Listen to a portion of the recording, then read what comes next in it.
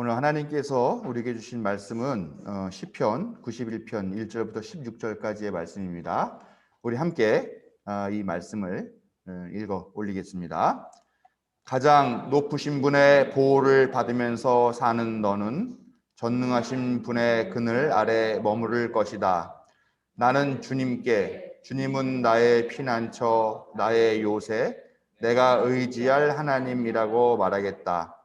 정녕 주님은 너를 사냥꾼의 덫에서 빼내주시고 죽을 병에서 너를 건져주실 것이다. 주님이 그의 깃으로 너를 덮어주시고 너도 그의 날개 아래로 피할 것이니 주님의 진실하심이 너를 지켜주는 방패와 갑옷이 될 것이다. 그러므로 너는 밤에 찾아드는 공포를 두려워하지 않고 낮에 날아드는 화살을 무서워하지 않을 것이다. 흑암을 틈타서 퍼지는 연병과 백주에 덮치는 재앙도 두려워하지 말아라. 내 왼쪽에서 1,000명이 넘어지고 내 오른쪽에서 10,000명이 쓰러져도 내게는 재앙이 가까이 오지 못할 것이다. 오직 너는 너의 눈으로 자세히 볼 것이니 악인들이 보응을 받는 것을 보게 될 것이다. 내가 주님을 내 피난처로 삼았니 높으신 분을 너의 거처로 삼았으니 내게는 어떤 불행도 찾아오지 않을 것이다. 내 장막에는 어떤 재앙도 가까이 하지 못할 것이다. 그가 천사들에게 명하셔서 내가 가는 길마다 너를 지키게 하실 것이니 너의 발이 돌부리에 부딪히지 않게 천사들이 그들의 손으로 너를 붙들어 줄 것이다. 내가 사자와 독사를 짓밟고 다니며 사자 새끼와 살모사를 지리기고 다닐 것이다. 하나님께서 말씀하신다. 그가 나를 간절히 사랑하니 내가 그를 건져주겠다. 그가 나의 이름을 알고 있으니 내가 그를 높여주겠다. 그가 나를 부를 때에 내가 응답하고 그가 고난을 받을 때에 내가 그와 함께 있겠다. 내가 그를 건져주고 그를 영화롭게 하겠다. 내가 그를 만족할 만큼 오래 살도록 하고 내 구원을 그에게 보여주겠다. 아멘. 오랜만에 이렇게 예배당에 함께 모여서 예배를 드립니다. 그래도 생각보다는 많이 와주셨고 꼭 오셔야 될 분들도 다 오셨고 또 그렇게 따지면 또 안 오신 분들이 서운할 수 있겠죠. 꼭 오셔야 될 분들도 안 오시기도 하셨고 그래서 그래도 건강하게 다들 이렇게 있는 모습을 다시 뵙게 돼서 얼마나 반갑고 감사한지 모르겠습니다. 우리가 지난 언제쯤이었죠? 때가 그 이필환 목사님 댁에 가서 가을철 농활 한 게 마지막으로 모였던 것 같은데 그렇게 따지면 벌써 지금 한 3달 정도가 지난 것 같습니다.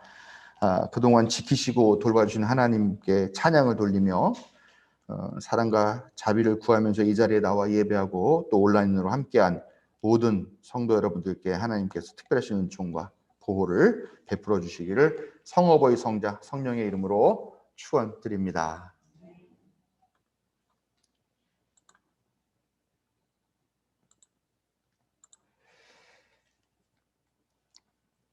오늘 읽은 말씀은 하나님께 직접 아뢰는 말이 없어서 이건 이제 기도문의 형태는 아니라고 이야기를 합니다. 이 시는 어떤 사람이 시인이죠. 시인이 어려운 상황에 처해서 보호를 좀 받고자 하는 그런 마음을 갖고 성전에 들어옵니다.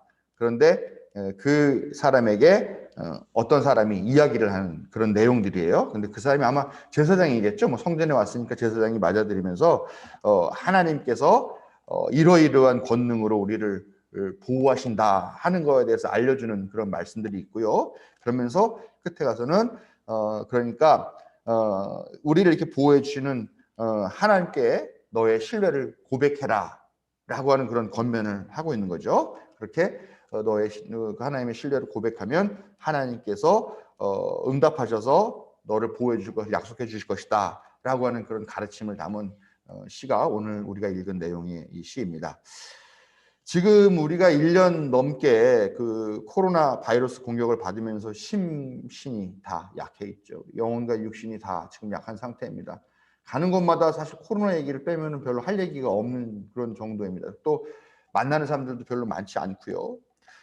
그래서 이제 백신 접종도 시작이 됐다고 하지만 여전히 어떤 그 백신에 대한 신뢰라든가 또 그런 것들도 있고요. 여전히 거리 두기를 제대로 하지 않으면 언제 또 다시 지금 확진자가 늘어날지 모르는 그런 경고를 매일같이 우리가 뉴스로 접하고 있는 그런 삶을 살고 있습니다. 근데 보니까 코로나는 코로나로만 그냥 끝나는 게 아니더라고요. 코로나 때문에 생계가 어려워지고 또 인간과 인간 사이의 관계가 깨지기도 하고요. 그다음에 집에 머무는 시간이 많아지다 보니까 사람들이 무슨 뭐 도박 중독 또 무슨 뭐 주식 중독 뭐 이런 거에도 빠진다고 그래요. 저는 약간 TV 중독에 빠진 것 같아요. 그냥 집에 있으니까 TV를 너무 많이 보게 되고 그러는데요. 이런 일들 개인적인 그런 상황들도 많이 있지만 또 아까 우리 박순영 집사님께서 기도해 주신 것처럼 요 틈을 타가지고 악한 권력자들이 자기가 원하는 걸 얻고자 시도를 합니다. 그것이 무슨 어떤 집단에서의 권력자이건 아니면 뭐 국가에서 권력자이건 뭐 하는 권력 가진 사람들이 악한 시도를 하고 있죠. 또 반면에 정치적인 이득을 얻으려고 지금 이런 상황에 대해서 자꾸 책임을 전가하면서 오히려 이 사태 해결을 더 어렵게 만드는 그런 시도들도 하는 것을 우리가 많이 보게 된다라는 것입니다.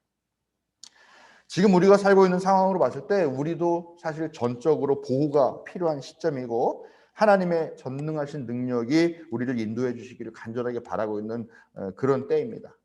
이럴 때 이 말씀을 통해서 지혜를 얻고 또 구원의 경험을 하게 되기를 바랍니다.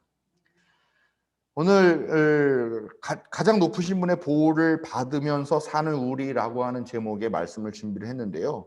보호를 받는다라는 것이 뭔가 하는 생각을 해보게 됩니다.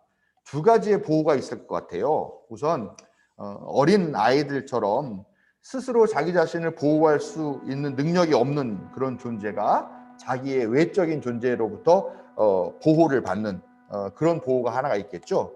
또 하나는 조금 수준이 높은 건데요. 어떤 영향력 있는 존재로부터 받은 교육과 또 받은 어떤 특별한 능력과 뭐 이런 것들을 통해서 자기 스스로 자기를 지켜나가는 그런 방식으로 받는 보호가 있겠죠.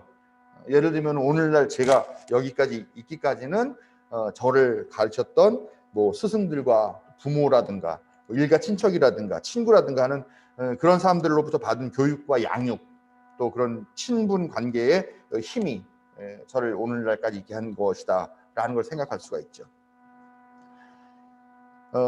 전자가 가장 확실하긴 하겠죠. 그렇죠? 뭐 순간순간 어려운 일이 있을 때마다 와가지고 바로바로 도와주고 그렇지만 우리가 언제까지 그렇게 외부의 도움에만 의존하면 살 것인가 하는 겁니다. 그런 경우에는 불행하게도 안전할지는 모르지만 그 스스로에게는 발전이 없고 그런 상태로 우리가 계속 남아있을 수만은 없다라는 것이죠. 또 그런 거를 원하는 사람도 없을 겁니다. 만약에 우리 자식이라고 생각해 보세요. 우리 자식이 그런 보호를 받고 있다. 그러면은 어떻게 합니까? 요즘 경제적으로 많이 어렵고 자립할 수 있는 기반도 약하다 보니까 캥거루족이라고 하는 그런 새로운 젊은 세대를 칭하는 말이 있죠. 여전히 컸고 어른이 됐고 성인이 됐음에도 불구하고 부모의 품을 떠나지 못해서 캥거루처럼 그 안에 이렇게 남아있는 사람들을 이야기하는데요. 그런 자식을 보면은 사실 답답하고 가슴 아프고 속상하고 그럴 것이라는 거죠. 후자의 경우는 바람직한 모습일 겁니다. 그렇지만 사실 우리가 모든 문제를 다 항상 우리 스스로 해결해 낼 수는 없다라는 거죠. 우리가 완벽하지 않기 때문에. 그래서 이 두 방식은 사실 상호 보완적으로 작용을 하게 되는 거죠. 어렸을 때 보호받는 방식과 성장한 후에 보호받는 방식이 다르다라는 거죠. 여기서 한번 우리가 그런 질문을 하는 거죠. 스스로에게. 나는 지금 어느 상태인가? 나는 지금 어느 상태의 보호를 받는 방식이 나에게 맞을 것인가? 여전히 나는 어린아이 같은 상태에 남아있는가? 아니면 성인이 된 그런 상태인가? 근데요, 한편으로 또 생각해 보고는 정말 가장 높은 존재, 가장 위대한 존재, 가장 대단한 존재라고 하는 그분께서 우리를 보호한다고 했으면은 그 방식은 어떤 방식일까 하는 것도 한번 생각해 보는 게 된다는 것이죠. 언제까지나 매 순간마다 나타나셔가지고 시시콜콜 참견하면서 이건 이렇게 해라 저건 저렇게 해라, 마치 아장아장 이제 막 걸음마를 시작한 그런 아이 손을 잡고 걸어가 주는 것과 같이 그렇게 가장 높은 존재가 우리를 보호한다라고 한다면 과연 그게 정말 가장 높은 존재라고 하는 그 명성과 이름과 위상에 걸맞는 방식일까 하는 것도 한번 생각해 봐야 된다는 것이죠. 근데 그렇지 않을 거라는 거죠. 수많은 시간이 흘러도 그 자녀가 독립하지 못한다면 가슴 아플 거라고 말씀드렸죠. 그 가장 높은 존재가 자기 자식을 독립된 존재로 키우지 못하고 자기의 살아가는 존재를 독립된 성인으로 키우지 못했다고 한다면 과연 그 존재가 가장 높은 존재일 거냐 라는 생각을 안 할 수 없다는 거죠. 그거는 가장 높은 존재가 아니라 어떻게 보면 가장 무능한 존재일 수도 있겠다라는 그런 논리적인 생각을 해보게 된다는 것이죠.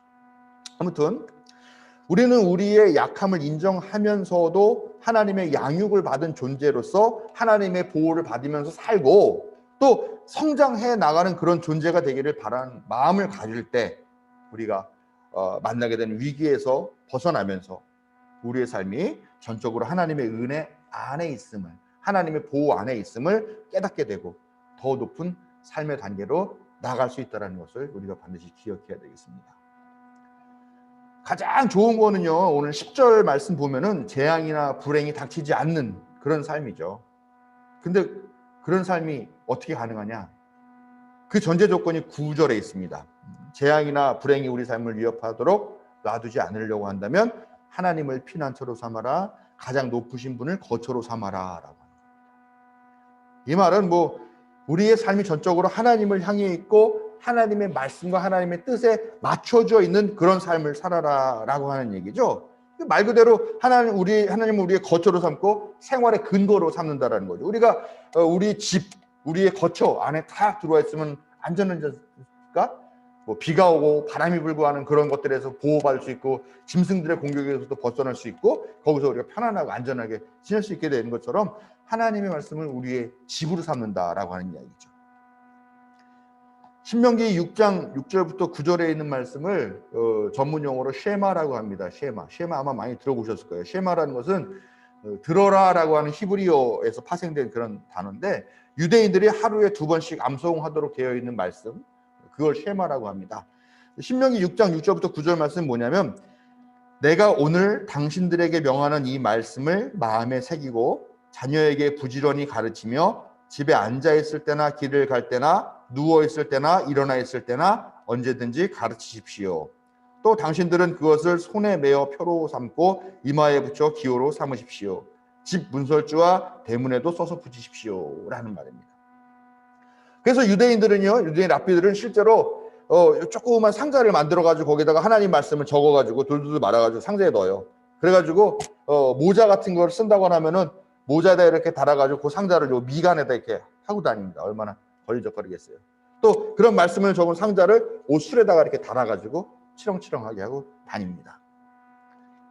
우리가 이렇게까지 형식적으로 할 필요는 없겠죠. 그러나 정말 우리의 삶이 전적으로 하나님의 말씀에 집중하고 그 말씀을 삶과 생활의 기본적인 전제로 삼는다면 우리는 재앙을 마주하지 않는다는 것을 믿으시기 바랍니다.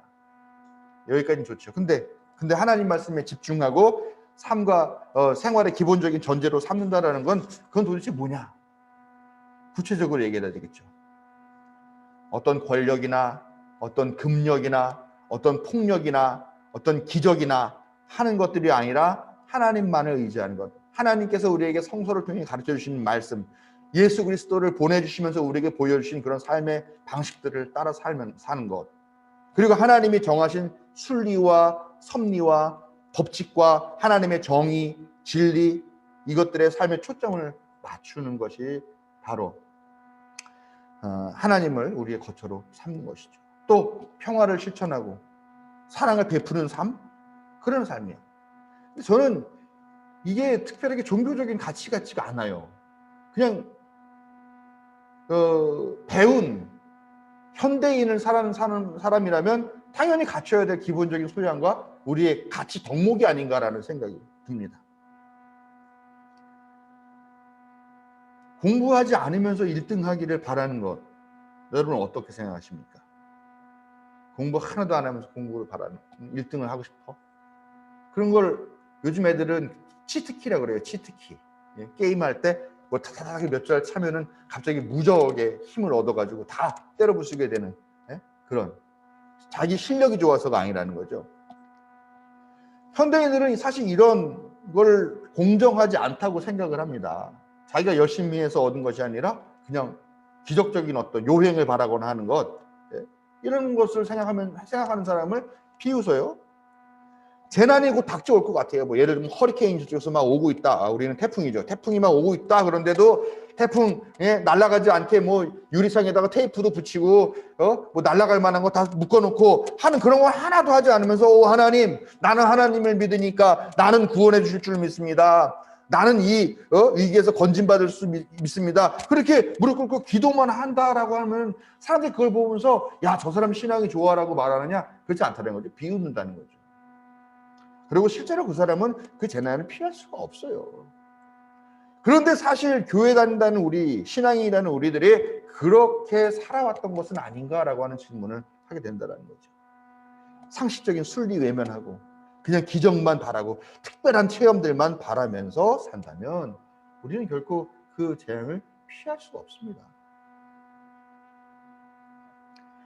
하나님이 우리에게 주신 자연 법칙과 상식, 그 다음에 진리와 정의, 평화의 법을 따라서 사는 동안 우리 삶에 하나님이 보호하심이 작용한다는 것을 여러분 믿으시기 바랍니다. 가장 높으신 분의 보호를 받을 수 있다는 근거는 이미 하나님께서 우리에게 이성을 주셨어요. 이성.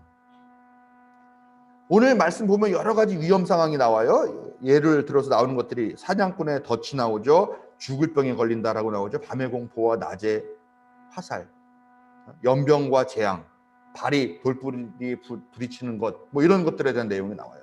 여러분, 근데 우리가 조금 생각을 하고 이성적으로 판단한다면은 대부분 다 피할 수 있는 거예요. 현대에서는 더더욱 그렇죠. 예를 들면 밤의 공포와 낮의 화살 그러는데 밤에 뭐 다 전기 켜고 있으면 공포가 없잖아요. 예를 들면 과학의 발전 같은 것도 있는 거죠. 사냥꾼의 덫이라고 했는데 그건 뭡니까? 이거는 상징적인 표현이잖아요. 뭐 우리가 뭐 사람이 사냥꾼의 덫이 걸릴 리가 없으니까 이건 상징적인 표현. 우리의 삶을 위협하는 어떤 유혹들을 이야기하는 거죠. 짐승들도 그 덫에 잘 안 걸리잖아요. 왜냐면 알아요. 지금 내가 배가 고프긴 하지만 저거를 먹었을 경우에는 어떻게 될지 뭔가 찝찝하죠. 사람 냄새도 나고. 그런데 그럼에도 불구하고 그 먹고 싶은 유혹을 뿌리치지 못해서 그걸 먹는 순간에 그 짐승은 잡히게 된다는 거죠. 올무에 걸리게 된다는 거죠. 우리도 유혹에 빠지지 않고 정도를 지키면서 산다면 덫에 걸릴 일이 없어요. 요즘 보면 그 LH 직원들 얘기 나오잖아요.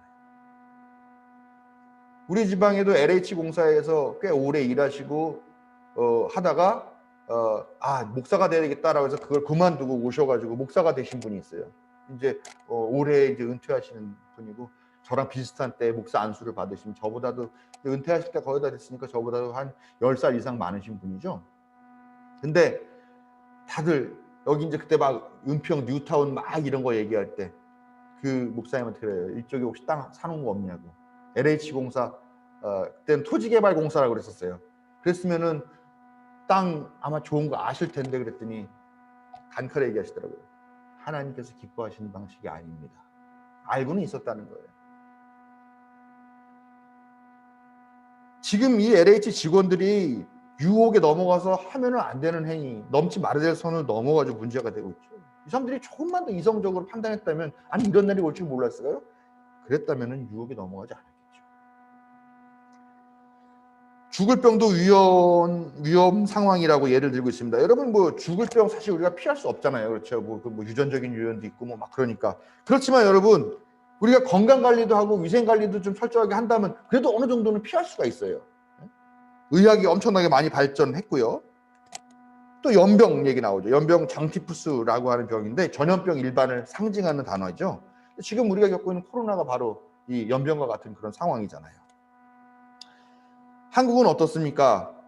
발발하는 동시에 마스크 써야 된다, 사회적 거리 둬야 된다, 뭐 영업을 자제해야 된다, 뭐 이런저런 막 그런 것들을 이성적인 걸 다 동원해가지고 막 대응해서 성공적으로 지금 그래도 오고 있는 편이죠. 우리가 지금 뭐 하루에 500명 가까이 된다라고 막 난리치지만 어떻습니까? 하루에 미국 같은 경우 하루에 10만 명씩 막 이렇게 되기도 하는데요. 한 가지 아쉬운 거는 이런 이성적인 대응이 아니라 만나고 싶어하고 놀고 싶어하고 돌아다니고 싶어하는 그런 본능, 그런 욕망 따를 때 이게 점점 확산이 되고 있는 거라는 거죠. 다리 돌부리에 부딪혀서 넘어지는 일이 없으려면 어떻게 해야 돼요? 땅만 보고 걸으면 되죠. 근데 뭐 땅만 보고 걸을 수는 없잖아요. 그렇지만 우리가 조금만 주의하면 넘어지지 않을 수 있다는 거죠. 우리 앞에 닥쳐 있는 것이 바로 이 돌부리잖아요. 장애, 어떤 위기. 근데 우리가 사실 조금 방비하고 이성적으로 판단하면 다 어느 정도는 넘길 수 있는 문제다라고 하는 겁니다. 우리에게 이성을 주신 것이야말로 가장 높으신 분의 방식으로 우리를 보호하는 것이다라는 겁니다. 그런데 신은 사자와 독사를 짓밟고 다니고 또 사자 새끼와 살모사를 이기고 다닌 것이다 라고 노래를 합니다. 여러분, 사자와 독사라는 것도 이스라엘 백성에서 가장 공포스러운 존재인데 이거는 상징적인 표현이에요.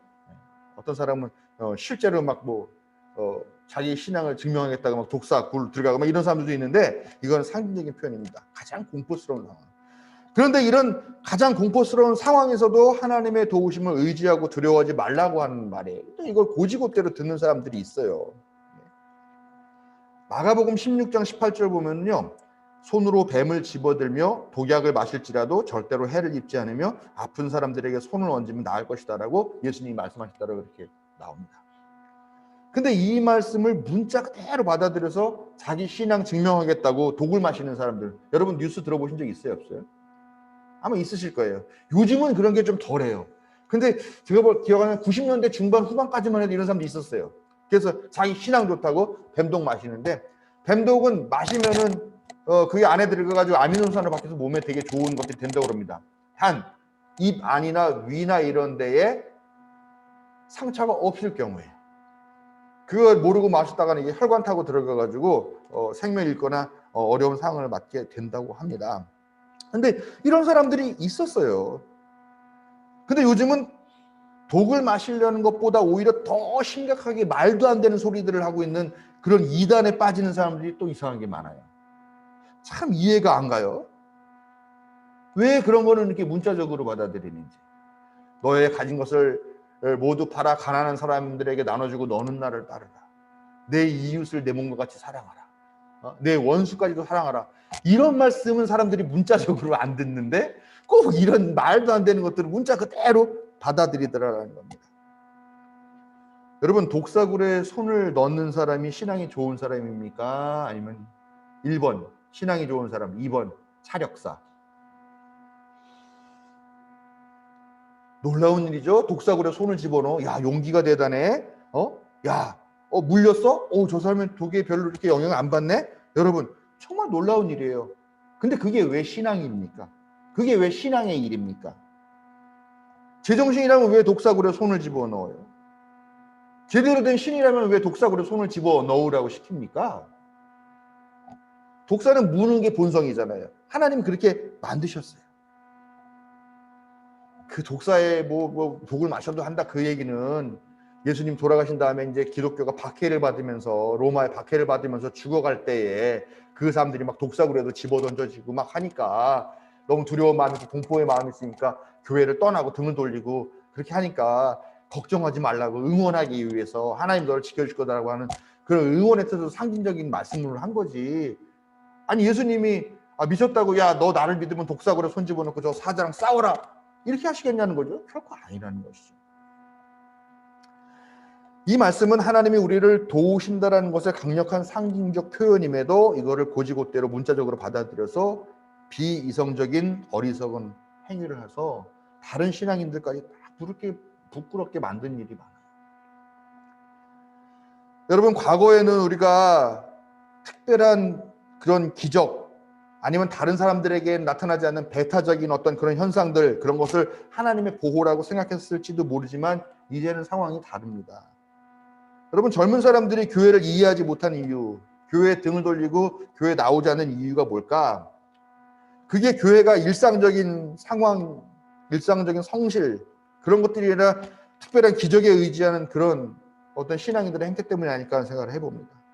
아무것도 하지 않고 똑똑하게 하지 않고 성실하게 하지 않고 그저 기도만 해라, 그저 기적 같은 그런 일이 벌어질 거다라고 그렇게 요행만 바라는 그런 모습 보면서 젊은 세대가 교회에 등을 돌리는 것이 아닌가 하는 생각을 합니다. 여러분, 가장 높으신 분이신 하나님이 우리에게 주신 이성, 이거 잘 활용해서 우리가 조금만 이성적으로, 조금만 정신 차리고, 조금만 상식적으로 생각한다 해도 우리는 기적 없이도 삶의 대부분의 위기에서 많은 도움과 보호를 받을 수 있다는 것을 믿으시기 바랍니다. 그러면 신앙이라는 게 결국 똑똑하게 사는 거냐? 네, 그것도 분명히 한 가지 방법입니다. 그리고 그 똑똑하게 살려고 하는 의지와 노력과 그 능력, 하나님께로부터 온 거고 우리에게 주신 거지만 분명하게 확신해야 됩니다. 요즘 저의 고민은 교회의 미래예요. 우리 교회가 그래도 그동안 어디 나가면은 좋은 만남께 되게 젊은 교회야 막 이런 얘기 많이 들었는데 이제는 우리 교회 역시 미래가 좀 불투명한 상황이 아닌가 하는 걸 현실적으로 인정하지 않을 수가 없습니다. 왜 이런 상황이 되었나라고 생각하면서 저는 교회가 젊은 사람들을 받아들일 수 없는 그런 구조, 그런 제도를 갖고 있어서 젊은 사람들이 교회를 떠난다라고 그렇게 생각하면서 비판했습니다. 근데 요즘은 조금 생각이 달라졌어요. 그것도 물론이지만 그동안 교회 안에서 우리가 진리라고 믿고 고백했다라고 하는 그런 교리와 어떤 신앙과 우리의 신앙 고백 같은 것들 그 자체가 지금은 이 시대에 비해서 너무 허술하고 너무 맞지 않고 뒤떨어지는 것이 아닌가 하는 생각이 좀 든다라는 거죠. 하나님에 대한 신앙 고백을 이제 좀 새롭게 해야 될 필요가 있고 예수 그리스도에 대한 고백, 우리가 신앙이 무엇인가라고 하는 정의를 이제는 좀 현대적인 언어로 또 현대적인 사람들이 공감할 수 있는 그런 내용으로 완전히 바꿔야 되는 시대가 된 게 아닌가 하는 생각을 좀 하게 됩니다. 또한 민주주의라고 하는 것이 공정함에 대해서 생각하게 됐다는 것이죠. 공정함에 대해서. 하나님 잘 믿는 사람은 죽지도 않는다, 다치지도 않는다, 공부 안 해도 1등한다, 대충 일해도 직장에서 승진한다, 기도만 하면 된다, 교회만 빠지지 말고 나와라, 하나님이 그렇게 하실 것이다. 여러분, 과연 그런 하나님이 좋은 존재일까라는 생각을 해보게 됩니다. 저는 그런 하나님은 오히려 사회를 망치는 하나님이라고 생각을 하죠. 그런 것에 편승하려고 해서 그냥 적당히 대충 눈치만 보면서 기도만 하면 돼, 교회만 잘 다니면 돼라고 하는 사람 역시 정당하지 않죠. 이 사회에서는 그런 사람들을 결코 좋아하지 않습니다. 그런 신앙인이 그런 하나님을 믿고 바란다라고 하는 것은 상당히 유치하고 불공정한 거예요, 여러분. 요즘 어떻습니까? 돈이 가장 많다고 하는 뭐 재벌 있잖아요. 재벌이 예를 들면 S기업이 있다. 근데 그 S기업 총수가 죽게 되니까 그 아들이 물려받잖아요. 근데 사람들이 그걸 보면서 다 공정하다, 합법하다라고 얘기합니까? 그러지 않아요. 부자 아빠 만나가지고 자기도 부자가 되는 그런 방식은 적당하지 않고 공정하지 않다라고 이 시대는 얘기하고 있어요. 그런데 하나님만 믿기 때문에 하나님이 다 해주니까 하나님 때문에 넌 성실하지 않음에도 특별한 능력이 없음에도 너는 승진한다. 너는 1등한다. 이런 사고 방식 자체가 이 사회에서는 받아들여지기 어려운. 근데 그게 신앙의 이름으로 자연스럽게 권장되고 장려되고 있다는 것 한번 생각해 봐야 될 일이라고 생각합니다. 어려운 시기에 우리가 기적적으로 우리만 확실하게 보호받고 우리만 승승장구하고 싶고 우리만 뭐 떼돈 벌고 그러고 싶은 욕망이 있을 수 있습니다. 그러나 그런 확률, 그런 기적적인 확률이 얼마나 될까라는 겁니다. 그런 기적이 매일같이 신앙인들에게만 일어난다는 것, 과연 그런 세상이 하나님께서 원하시는 세상이겠느냐, 그게 하나님이 만드시려는 하나님 나라일 것이냐라는 겁니다. 신앙은 로또가 아닙니다. 확률을 기대하는 것도 아니죠. 수천만 분의 1에 해당하는 그런 기적이 일어나는 것을 바라고 그거에 목을 매는 것도 아닙니다. 성인이 된 사람의 신앙은 스스로 문제를 해결해 나갈 능력을 주신 분을 믿고 앞으로 나아가는 것입니다. 이렇게 설교를 하면서도 한 가지 안타까운 게 있습니다. 우리가 아무리 이성적으로 살려고 노력하고 아무리 하나님께서 우리에게 주신 지혜를 이용하려 하더라도 넘기 어려운 위협들이 있죠. 자본주의의 위협들이 있습니다. 무자비한 폭력의 위협이 있습니다. 여러 가지 방식의 이기적인 그런 독재와 독단의 위협도 있습니다. 어리석음이 진리라고 믿는 그런 무지의 위협도 여전히 우리 앞에서 우리를 힘겹게 하고 우리를 고통스럽게 하지요. 이런 것들은 나 하나 잘 산다고 해서 해결될 문제도 아니고 나 하나 이성적이고 지혜롭다고 해서 해결될 문제가 아니죠. 이런 거는 우리 스스로 어떻게 할 수 있는 능력이 없습니다. 단지 이런 안타까운 상황, 우리가 어쩔 수 없는 상황에 대해서 하나님께서는 역시 이런 위협들을 이길 지혜와 용기를 주시고 이런 악한 도전들로부터 우리를 보호해 주시기를 구합니다.